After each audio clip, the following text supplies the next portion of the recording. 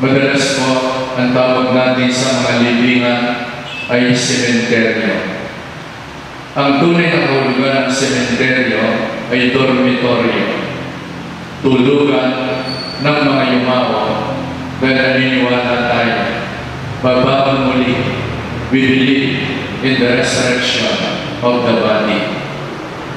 Sa kasalukuyan po, ang tawag natin sa maraming libingan ay memorial garden. Merong garden of ascension, merong garden of peace, merong eternal garden, garden of resurrection, at iba pa. Bakit? Dahil ayon po sa Ebanghelyo ni San Juan, ang libingan ni Jesus ay nasa isang garden. At ang libingan niya ay pag-aari ni Joseph o Arimatea. At dahil mayaman si Joseph Arimatea, meron siyang gardener. Kaya nga nang magpakita si Jesus kay Maria Magdalena, napagkamalan niyang gardener si Jesus. At the time of home quarantine, marami sa atin ang halos nakakulong sa ating mga bahay. Isa po sa mga pwede natin gawin o libangan ay alagaan ang mga halaman sa ating mga garden. Halos po lahat ng bahay may garden. Sa harap, mini garden. O sa loob, marami kayong mga alagang mga halaman. Sa nila, pag-alaga ng halaman ay therapeutic dahil ito'y nakakaliw at nakakalibang. Di tayo makapunta sa SM, pero pwedeng libangan ang pagtatanim at pag-aalaga ng mga halaman.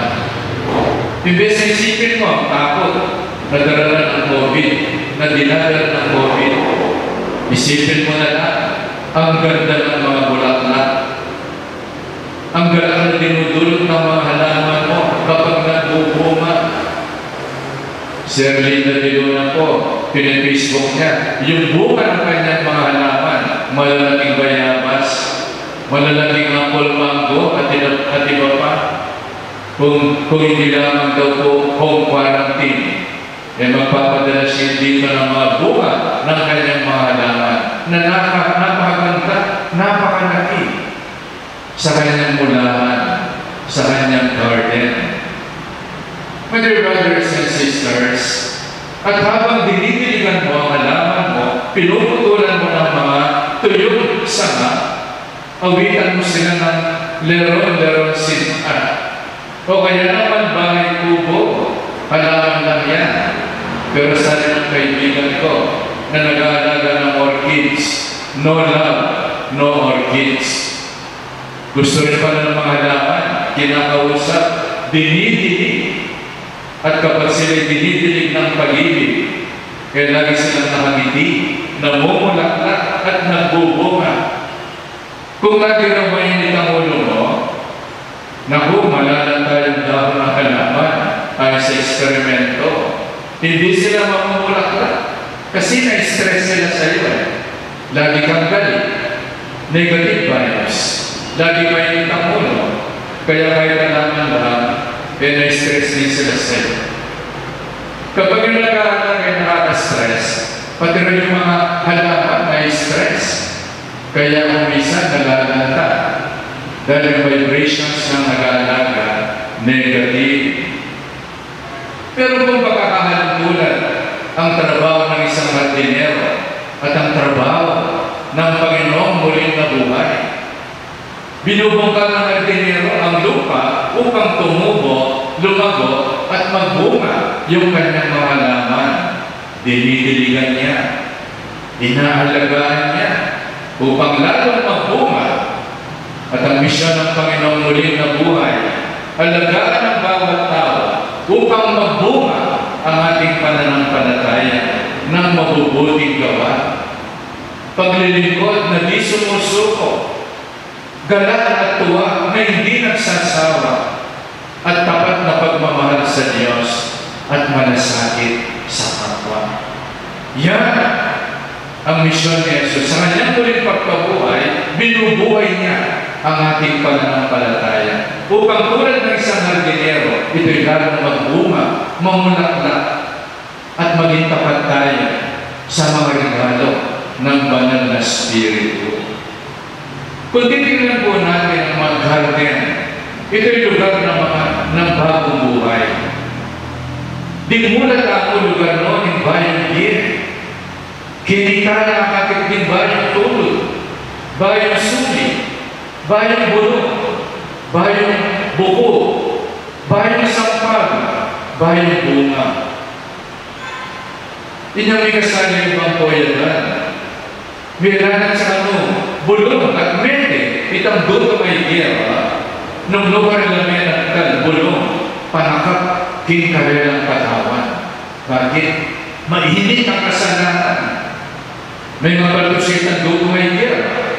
Niyan na ginanwa ng bulong, may bang poyadan, may lanat siya, may tiyaman. Kaya nga sabi ng Ebanghelyo natin, sabi ng Ebanghelyo, sinabi ni Jesus, potang manulog ni, at sisurot mo rin bayang bulong, ningduto may gira, potang may bayang ni, ugali, ingmen mga tao, at may tinuya, ing tao, malapit ni kayarihan ng Diyos. Para may pasinag sa bagong buhay, na inihapan ng Panginoon sa atin. Potang manulog ni, ningduto may gira, potang magbayo ni ugaling tao, potang may tinuya, likwanan ng visyon na, yun ay isama, bukang liwayway ng resurreksyon sa kanyang buhay. Kinpaman yung blikang may biyaning dino, kinabiyang ng pasibayo din tanaman, kinmula ng paraiso. Imagine nung nagkasala sa Batalan, baka nang kamatay ang lahat ng alamat sa paraiso, sa init at kamandag ng kanilang kasalanan. Pero ngayon, sa muling pagkabuhay ng Panginoon, muling namulaklak, muling tumubo, muling nagbunga ang mga halaman sa Garden of Eden. Now, it is the garden of resurrection, kung saan sa pamagitan ng ating buhay, nagbubuka, namumulaklak ang ating mga pananampalataya. Sana, huwag patayin at sakalin at italikala ng kasalanan ang ating pananampalataya dahil ito hindi magbubunga. Kay Jesus, naging malaya tayo. At nais ni Jesus mamulaklak at magbunga ang ating pananampalataya. Dito po sa Gospel, hindi agad nakilala ni Maria Magdalena ang risen Lord. Bakit? Kasi si weeping. Siya'y tumatamis at nabulag ang mata niya sa sobrang lungkot at nandabo ang kanyang paningin sa sobrang luha sa kanyang mga mata. Iba-iba po ang klase ng pag-iyak. Depende sa sakit at lungkot na nararamdaman mo sa meron umiyak na walang luha. Meron umiyak na di nawawala voice. Pero malungkot sa loob, hindi sila expressive. May mga tao lumuluha. Pero hindi pumapatak ang luha, hindi expressive. Ayaw siguro masira ang voice. Meron naman iyak na may tumutulong luha. Meron iyak na tumutulong sipon. Meron iyak na may kasamang magulgo, meron sama. Meron naman umiyak na hindi matay. At meron din naman umiyak na may palagoy o may kasamang narration. Tulad po ng isang benedisyon ko doon sa isang baryo, naku, nag-narration yung kanyang asawa. Sabi niya, "Oh, kulas! O, tingnan mo po, kasakit, kasakit, kasakit. Itangkay lang yung kalabasa, yung pambibunga." Yung kalabasa, iniisip niya, tapos, pinibulsutan na nakatuya pang balwa. Paano na ako kung wala ka? Diyos ko, sana pinayroon mo pa na 10 taon ng darling ko. Kulas, para ko uwi ng bahay kung wala ka na. Para ko Paano ka matutulog kung mag-isang na lamang ako na wala na si Darlene? Umiyak siya ng minarration. Mag-narrate siya. Yung binabas ng may asawa o pagmamahal ng isa-sama. Marami pong dahilan kung bakit tayo umiyak. Namatay ka ng asawa, na-on-hold.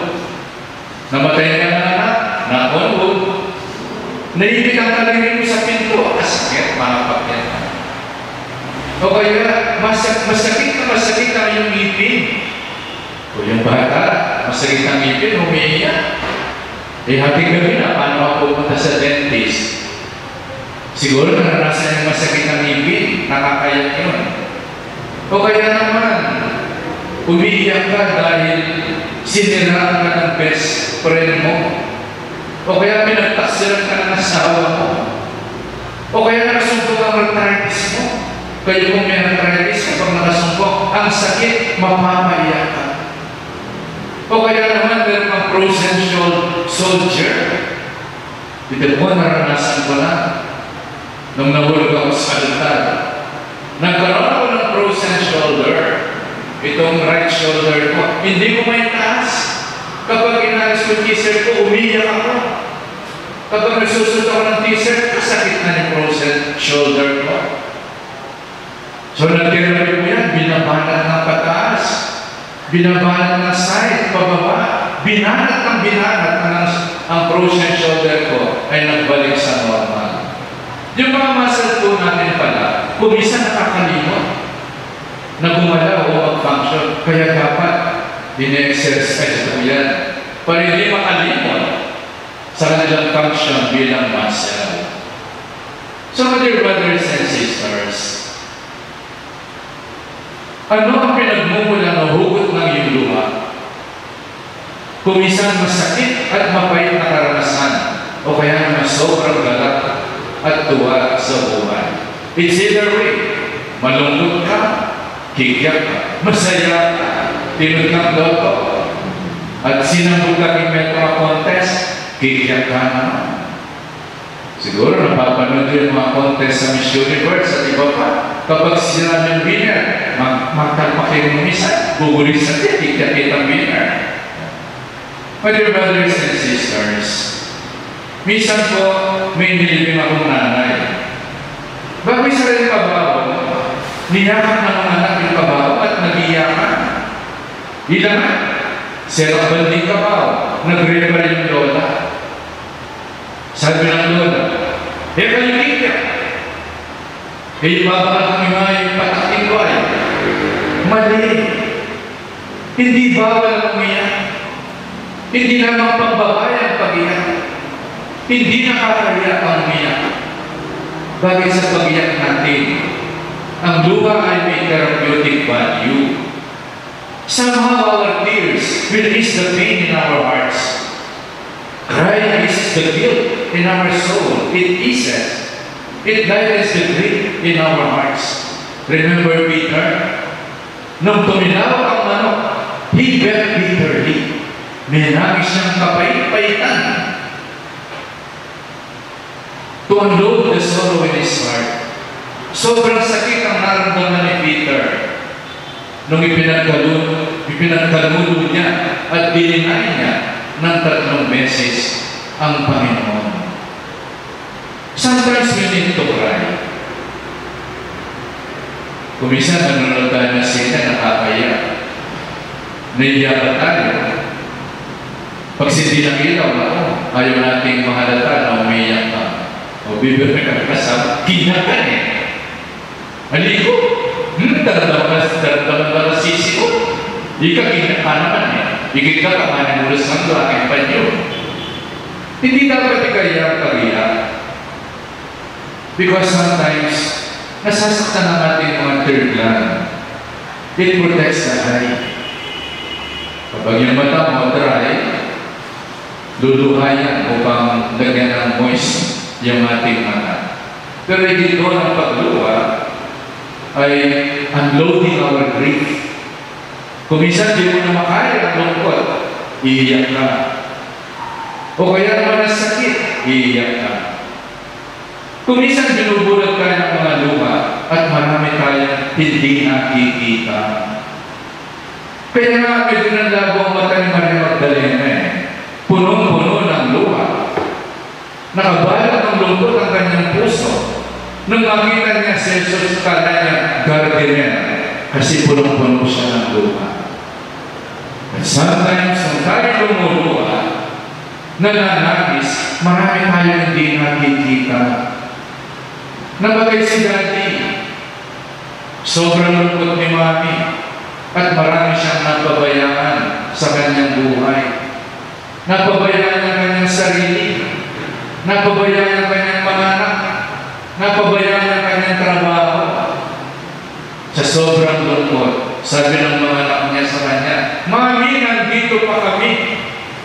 Nawala si Daddy. Tandaan mo, nandito pa kami. Hindi ka nag-iisa. Hindi ka namin pababayaan. Tutulungan ka namin makapag-move on. Dahil alam natin lahat ibang asawa sa anak. Ibang pagmamahal sa asawa. Ibang pagmamahal sa anak. Kaya tulungan niyo ang mga nanay ninyo at tatay. Kapag imaw isa sa mga magulang niyo, tulungan silang makapag-move on, makapag-graduate sa kanilang lungkot so they can start a brand new life. Si Kaloy na broken hearted, umiyak. Alam niyo na kanyang daddy at mami, nag-leave ng 1 month para samahan si Kaloy upang makapag-move on siya sa kanyang pagiging broken hearted. Upang kanyang luha ay mapalitan ng saya at gano'n. Pwede brothers and sisters, sabi ko ni Mark Twain, dalawang pinakamahalagang araw sa buhay natin. Ano yung dalawang araw na pinakamahalaga sa buhay natin? Una, nung isilang ka sa mundong ito.